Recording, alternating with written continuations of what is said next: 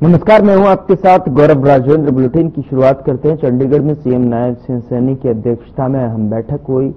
Rationalisation आयोग ने 18 विभागों की रिपोर्ट तैयार की है, जिसमें करीब 900 नए पद मंजूर किए गए हैं। और साथ ही आपको बता दें कि आयोग के अध्यक्ष रिटायर्ड आईएएस राजन गुप्ता ने सरकार को रिपोर्ट सौंपी है। सीएम ने रैशनलाइजेशन कमीशन के अध्यक्ष राजन गुप्ता ने 18 विभागों की रिपोर्ट का पहला सेट सौंप दिया है और आयोग के गठन का मकसद निकायों की दक्षता और पारदर्शिता और जवाबदेही को बढ़ाना है। कमीशन की रिपोर्ट को सरकार ने तुरंत मंजूर कर दिया। सीएम ने मुख्य सचिव को कमीशन की रिपोर्टों के लागू करने के लिए तत्काल कदम उठाने के निर्देश दिए हैं। साथ ही आपको बता दें कि 5 विभागों में पायलट आधार पर सिफारिशें लागू की जाएंगी। शुरुआत में हरियाणा जन स्वास्थ्य, अभियांत्रिकी, सिंचाई, खान एवं भूविज्ञान, बागवानी और शहरी स्थानीय निकायों में योजना लागू होगी। कमीशन ने सरकार के 21 विभागों में मौजूदा 1,04,980 पदों के मुकाबले 1,05,832 पदों के मंजूर करने की सिफारिश की है।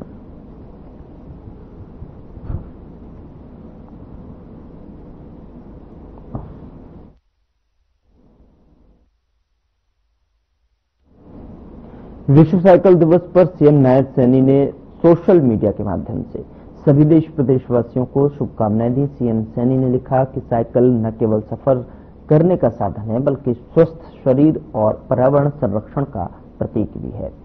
आइए आज के इस विशेष अवसर पर साइकिल को अपनी जीवन शैली का हिस्सा बनाने का संकल्प लें।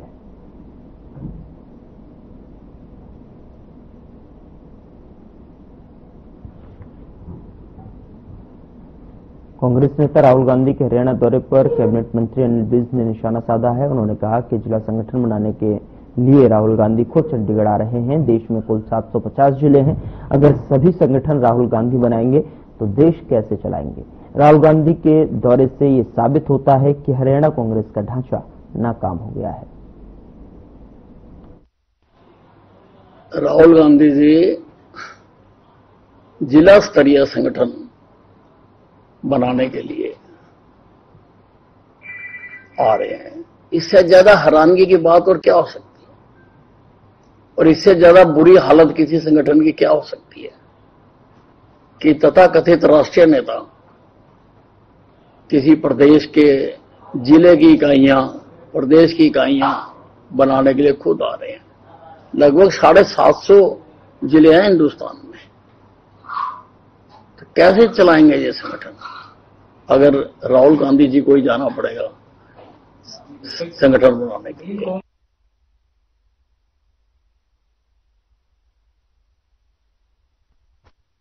हरियाणा कांग्रेस के 1 दर्जन विधायकों ने विधानसभा स्पीकर हरविंदर सिंह कल्याण से मुलाकात कर लिखित में शिकायत दी। कांग्रेस विधायक आफ्ताब अहमद ने दल की अगुवाई की शिकायत देने के बाद कांग्रेस विधायक आफ्ताब अहमद का बयान सामने आया है। दरअसल आपको बता दें कि विधायक अशोक अरोड़ा के साथ में जो दुर्व्यवहार हुआ है वो संवैधानिक अधिकारों के दबाने का काम है। जिन लोगों ने विधायक के काम में दिक्कतें पैदा करने की कोशिश की है उनके खिलाफ कार्रवाई होनी चाहिए। हमने दोषी लोगों और कर्मचारियों के खिलाफ विधानसभा अध्यक्ष को विशेषाधिकार हनन की शिकायत दी है।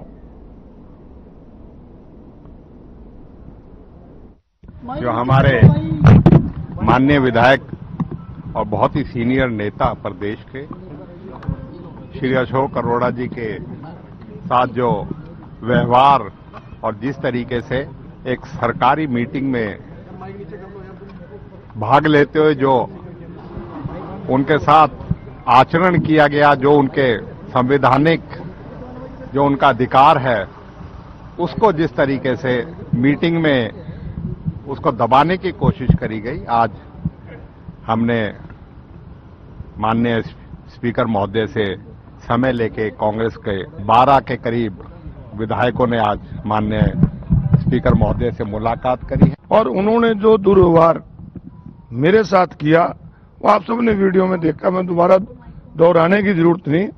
तो मैंने तो स्पीकर साहब से यही कहा है कि अगर हम लोगों के अधिकारों के लिए वहां जाते हैं, लोगों की लड़ाई लड़ते हैं और वहां अधिकारों की लड़ाई लड़ते समय अगर हमारे को ही लोग इस प्रकार से दुर्व्यवहार करेंगे, हमारे को गालियां देंगे, हमारे ऊपर हाथ उठाने का प्रयास करेंगे, तो अगर इनके ऊपर कोई कार्रवाई आप नहीं करोगे तो फिर हम जब अपनी लोगों की अधिकारों की रक्षा नहीं कर पाते तो फिर हमें एमएलए बन रहने का भी कोई अधिकार नहीं। उधर हरियाणा सरकार ने प्रदेश के 4 आईपीएस अधिकारियों के तबादले के आदेश जारी कर दिए हैं। बता दें कि आईपीएस अमिताभ ढिल्लों को एडीजीपी प्रशासन police headquarter Panchkula additional charge दिया गया है, तो वहीं आईपीएस संजय कुमार को ADGP law and order Haryana Panchkula लगाया गया है और इसके साथ ही आईपीएस सृष्टि गुप्ता को डीसीपी पंचकुला के पद पर तैनात किया गया है और आईपीएस अमरिंदर सिंह की बात करें तो एडिशनल एसपी यमुनानगर बनाया गया है।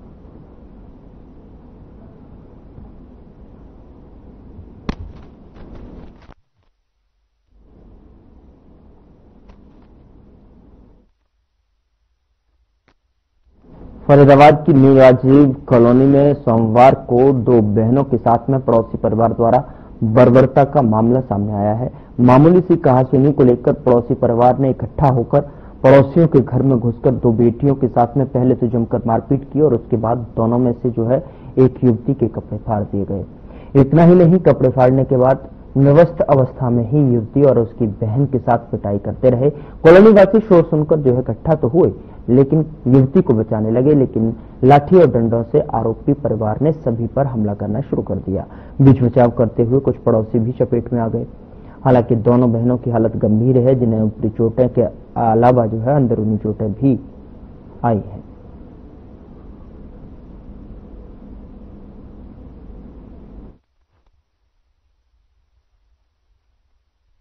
लड़का तो अंदर घुस के मार रहा था, है ना।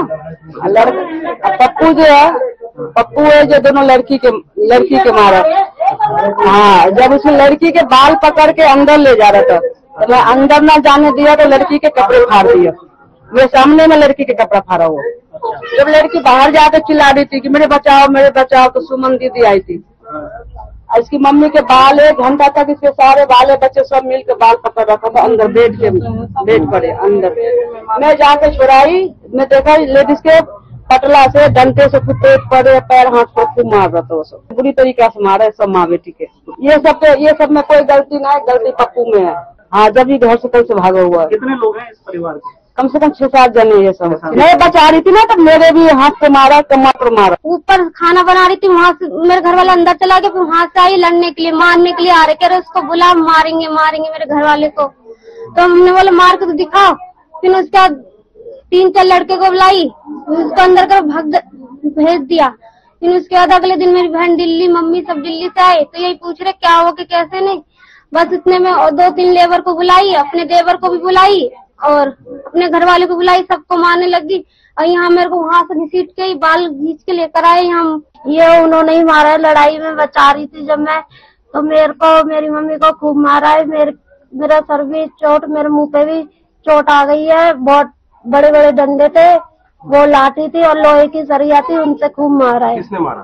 तो ये पप्पू ने और उसका बेटा बड़ा वाला रिहान नाम है उसका। इन दोनों ने मारा? हाँ जी। तो जो है ये पूरा परिवार आप लोगों के साथ मारपीट कर रहा है, या पहले भी कभी इस तरह की बात होती जी हो चुकी है, पर पहले बहस होती थी, बस खूब मारा है हमें घर में घुस के। कोई वजह नहीं, कुछ नहीं, बस मैंने इतना पूछा था क्यों लड़ रहे थे आप हमारे पीछे, जब हम होते तो हमसे बात कर लिया करो। तो नहीं सुनते ही और कल अपने पति को फोन करके, अपने देवर को फोन करके बुला लिया घर में और खूब हमारे को घर में घुस के मारा है। बाहर गई थी माँ बेटी, तीसरे दिन लौट के आई थी। आते घर यहाँ आए तो बेटी से, अपने बड़ी वाली बेटी से पूछने लगी कि बेटी क्या हुआ था, कैसे हुआ था। तो उसने बोलने लगी, वो माँ बेटी दोनों, कि हम ना रहे तो लड़ाई क्यों कर ले, हम आते हमसे लड़ लेते।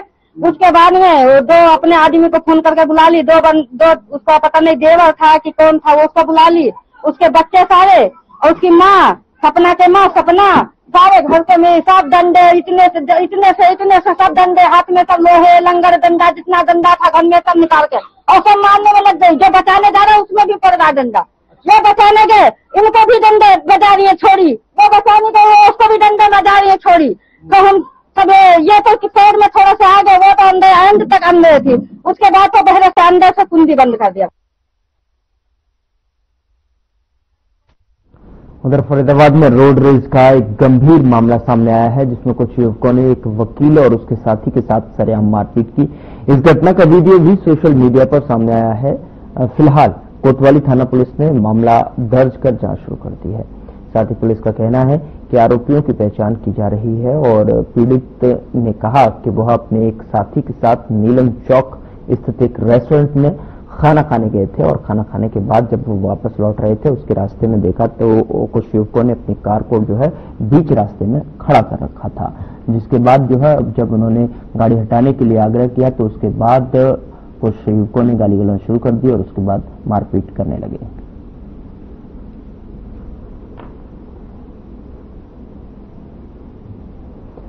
खबर जींद से है, जहां पर बीते 27 मई की रात को बाइक सवार 2 युवकों ने बरसोला में फैक्ट्री संचालक से 50 लाख की फिरौती मांगी और फैक्ट्री के बाहर फायरिंग कर भाग निकले।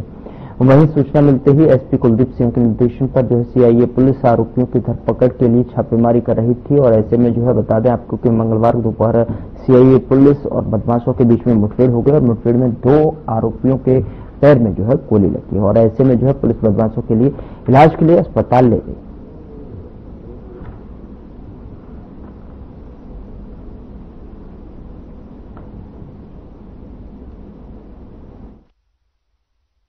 हरियाणा में भी कोरोना के मामले लगातार बढ़ते जा रहे हैं। मंगलवार को भी प्रदेश में कोरोना के 16 नए मामले दर्ज किए गए हैं, जिसमें सबसे ज्यादा मामले गुरुग्राम से सामने आए हैं। गुरुग्राम में 6 नए मामले दर्ज किए गए हैं, तो वहीं फरीदाबाद में 5 और करनाल और झज्जर में 2-2 मामले और अंबाला में 1 मामले की पुष्टि हुई है। और साथ ही जो है इसी के साथ अब 425 लोगों कोरोना सैंपल्स कलेक्ट किए गए हैं। अगर एक्टिव मरीजों की बात करें तो प्रदेश में इस वक्त 51 एक्टिव मरीज हैं। इलाज के बाद 9 लोगों को स्वस्थ घोषित किया गया है। अभी तक हरियाणा में कोरोना के कुल 86 मामले सामने आ चुके हैं।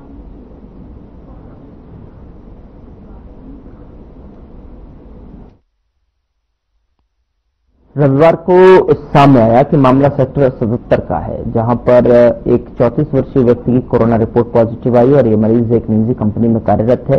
बीते कुछ दिनों से जो है तबीयत खराब महसूस कर रहा था, लक्षण दिखाई दे रहे थे और उसे जो है स्वयं डॉक्टर के संपर्क किया और कोरोना टेस्ट कराया, जिसमें संक्रमण की पुष्टि हुई है। स्वास्थ्य विभाग के अनुसार इस मरीज को जो है कि कोई अंतर्राज्यीय या अंतर्राष्ट्रीय यात्रा की हिस्ट्री नहीं है, जिसे होम आइसोलेशन में चिकित्सीय निगरानी में रखा गया है और उसके परिवारजनों की भी कोरोना जांच की जा रही है।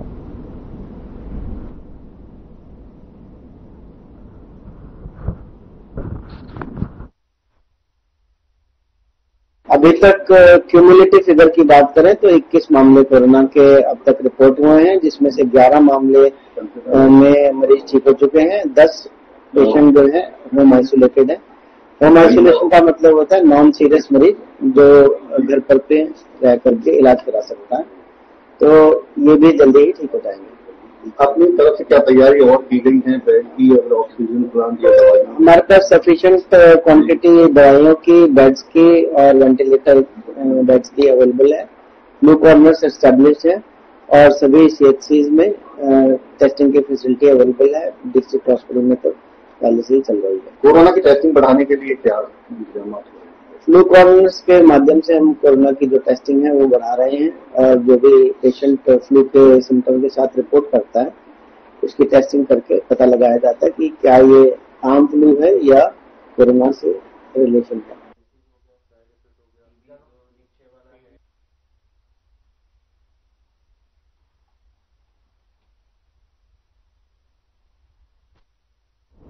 झज्जर जिले के डीसी स्वप्निल रविंद्र पाटिल ने बहादुरगढ़ में जल निकासी स्वास्थ्य और व्यवस्था का जो है जायजा लिया। आपको बता दें कि डीसी ने ड्रेन और नालों की जल्द से जल्द सफाई करवाने के निर्देश अधिकारियों को दिए हैं। इतना ही नहीं, डीसी ने शहर की सफाई व्यवस्था दुरुस्त करने के लिए भी अधिकारी लगाई है।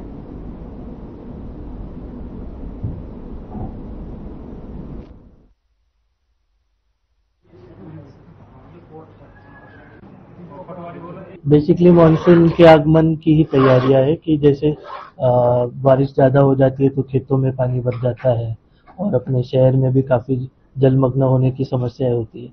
तो उसके तहत आज बहादुरगढ़ एरिया को हमने विजिट किया। उसमें हमने शुरुआत जो की वो कसार लिंक ड्रेन से चालू की, फिर वेस्ट जुआ ड्रेन हमने देखी, फिर जो STPs है HSIRDC का है, HSVP का है, और हमने जो सेक्टर 2, 6 और 7 का एरिया है वो भी देखा। मुंगेशपुर ड्रेन देखी।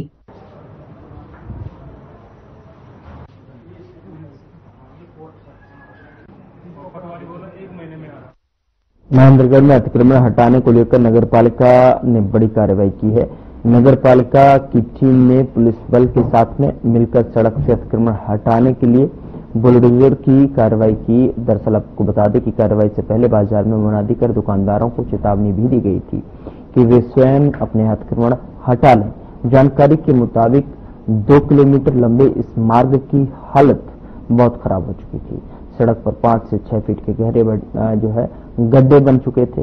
अतिक्रमण के कारण चौड़ाई काफी कम हो गई थी, जिसकी वजह से वाहन चालकों को और राहगीरों को भारी दिक्कतों का सामना करना पड़ रहा था।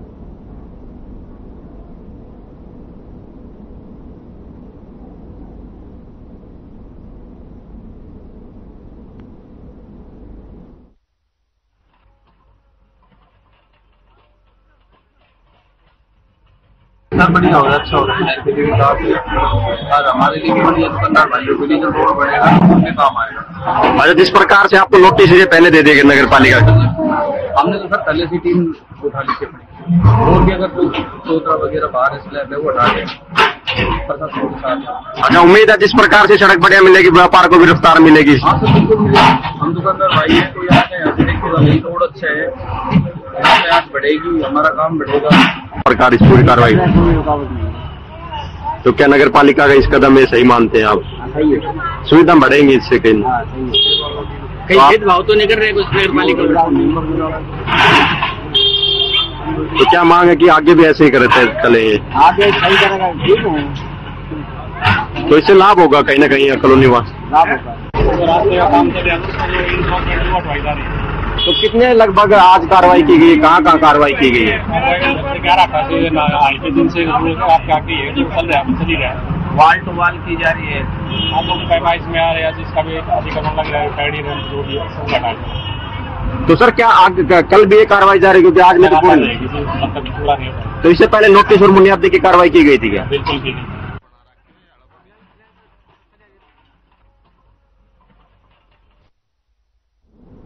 रादौर के गांव लक्ष्मीबास में अज्ञात कारणों से सूखे चारे और उपलों में आग लग गई। देखते ही देखते दर्जनों भूसे के कूप और बिटोड़े जलकर राख हो गए। सूचना पाकर दमकल विभाग की गाड़ियां मौके पर पहुंची। कड़ी मशक्कत के बाद में आग पर काबू पाया गया। आगजनी की इस घटना से ग्रामीणों को लाखों रुपए का नुकसान हुआ है और साथ ही साथ आपको बता दें कि ग्रामीण सुभाष चंद्र और अमन कुमार ने बताया कि तड़के एक ग्रामीण ने आग की लपटें उठती हुई देखी थी।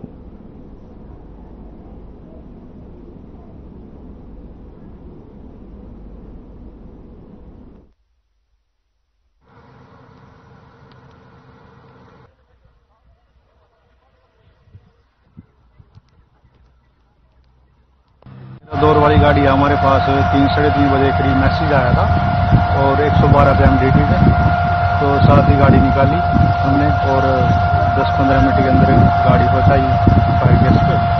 तो और जैसे यमुनानगर मैसेज दे दिया था उनको, खजूर रोड की गाड़ी निकलवा दी, साथ ही साथ अब आग पर काबू पा लिया गया। लगता है मतलब काफ़ी जो हमारे खूब वगैरह थे बचा लिया गया है, आधे मतलब जल गए, आधे बच गए हैं। वो कुछ नहीं पता किसी ने क्या, किस टाइम रात 2 बजे की आग लगी है। ये हमारा गाँव में छत पर चढ़ा, उसने देखी भी आग लग रही का। अच्छा। फिर उन्हें फोन कराया, फिर भागे यहाँ। वो 30-40 कूप है, इधर 100 के करीब बटोड़े हैं, लाखों तो पर नुकसान आई। या कुछ नहीं पता जी किस वजह से लगी आग। रात 3 बजे लगी आग, लगभग होंगे ऐसा कोई 100-200 करीब होंगे। उधर पुंडरी में कश्यप समाज की धर्मशाला पर नगर पालिका द्वारा ताला लगाए जाने पर समाज के लोगों ने विरोध प्रदर्शन किया है। दरअसल आपको बता दें कि सैकड़ों लोग जो है नगर पालिका पहुंचे और नारेबाजी की और इसी के साथ कश्यप समाज के लोगों ने आरोप लगाया कि अवैध निर्माण पर कोई कार्रवाई नहीं होती है, और जबकि सिर्फ उनकी धर्मशाला को बार बार निशाना बनाया जा रहा है। नगर पालिका सचिव नरेश कुमार ने बताया कि धर्मशाला का निर्माण नगर पालिका की जमीन पर हुआ है और मामला कोर्ट में लंबित है, इसलिए ताला लगाया गया है।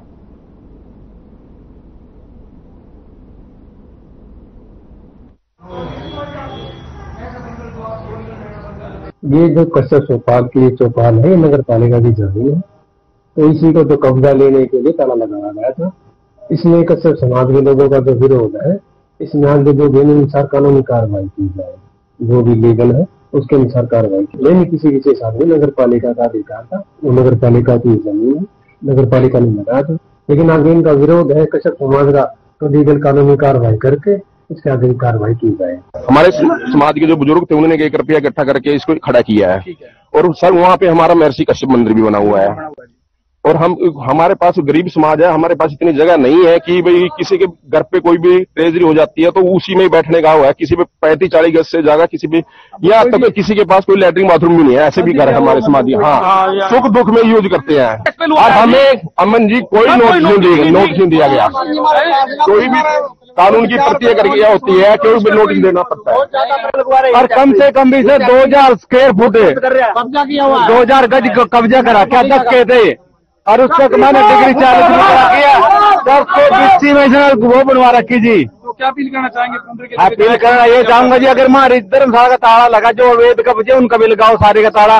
गिनती 100 से शुरू होती होगी कि 50 से शुरू करेंगे, क्या तो 1 से शुरू, हमारी आवा 50 में, क्या तो 1 से लेके 100 तोड़ी ताले लगाओ, अगर 50 भी लगा लेते कोई बात नहीं, हम फिर भी रुक जाएंगे। ये तो 50 में का ताला लगाया, ये नगर पालिका की मिली भगत है जी।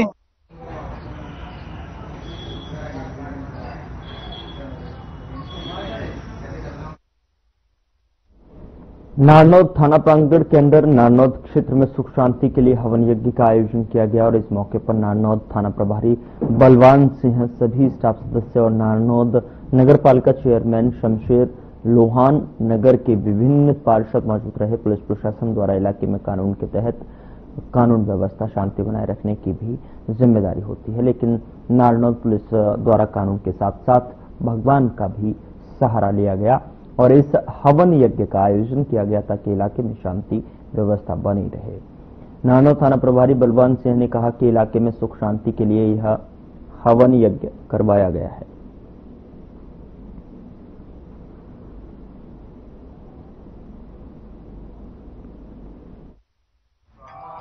ये हवन योग तो इसलिए करवा गया है ताकि भाईचारा बने रहे, गांव में सुख शांति रहे, इलाके में सुख रहे। हवन कराने से देवी देवता भी प्रकट होते हैं, खुश होते हैं और ताकि ऊपर वाला भी टाइम पर बारिश करता रहेगा, इसीलिए हवन कराना बहुत बढ़िया बात है।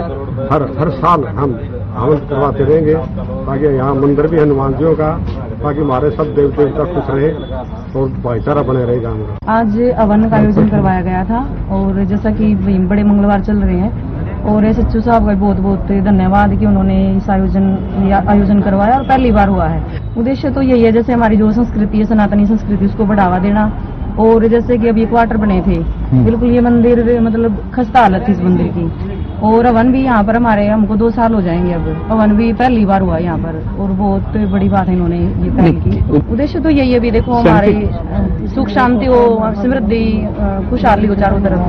थाना सेक्टर में सुख शांति के लिए मौजूद व्यक्तियों की मौजूदगी में उनकी इमदाद से यहाँ इलाका थाना में शांति बनाए रखने के लिए, सुख शांति के लिए उनका प्रोग्राम करवाया। उद्देश्य तो बस यही था, इलाका थाना में सुख शांति बनी रहे और इससे अच्छा मतलब लोगों का समझ। पुलिस पब्लिक क्या है, एक पब्लिक से पुलिस बनती है, हम भी आस्था रखते हैं, धार्मिक है। हम हवन कराते रहते हैं जी, सुख शांति के लिए सभी कराते हैं। घर भी एक थाना ही है, थाना भी घर है, कोई ऐसी बात नहीं है। आज में सुख शांति के लिए कहीं भी हवन करा सकता है। उद्देश्य है सुख शांति के लिए, लोगों में शांति बनी रहे, आपस में लोगों में तनाव ना हो, जैसा माहौल चल रहा है उसके अकॉर्डिंग लोगों में आपस में भाईचारा बना रहे। हमारे SHO साहब दक्षिणा ज्यादा मिली जी लोगों से, 11,000 दिए।